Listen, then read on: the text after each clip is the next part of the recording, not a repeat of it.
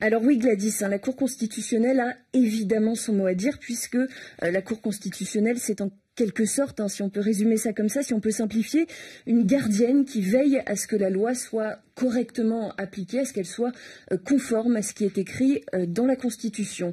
Et ce que m'expliquait hier une source proche du dossier, c'est qu'en fait la Cour constitutionnelle, elle doit normalement rendre des avis tout au long du processus d'organisation d'un référendum.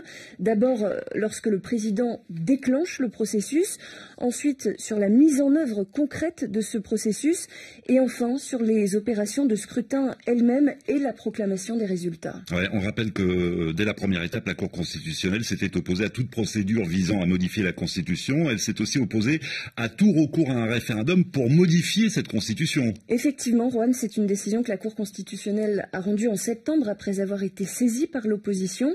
La Cour constitutionnelle a en fait estimé que les conditions n'étaient pas réunies pour réviser cette Constitution.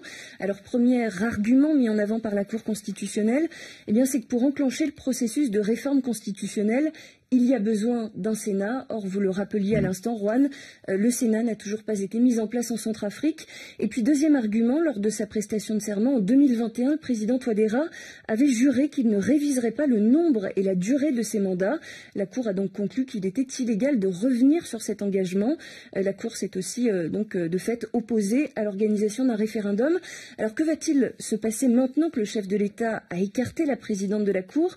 Eh bien, j'ai posé la question à des membres de la majorité, à des membres de l'opposition, à des membres, à des juristes, à des constitutionnalistes, et tous me disent la même chose, c'est que vraisemblablement la Centrafrique se dirige vers l'organisation d'un référendum.